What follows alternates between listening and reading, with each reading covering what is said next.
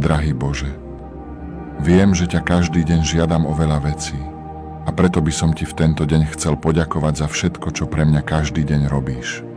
Za každý moment, kedy sa ma mohu nadýchnuť.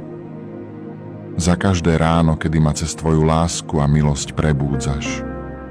Ďakujem ti za svoju rodinu, deti a priatelia a tiež za každú šancu a príležitosť.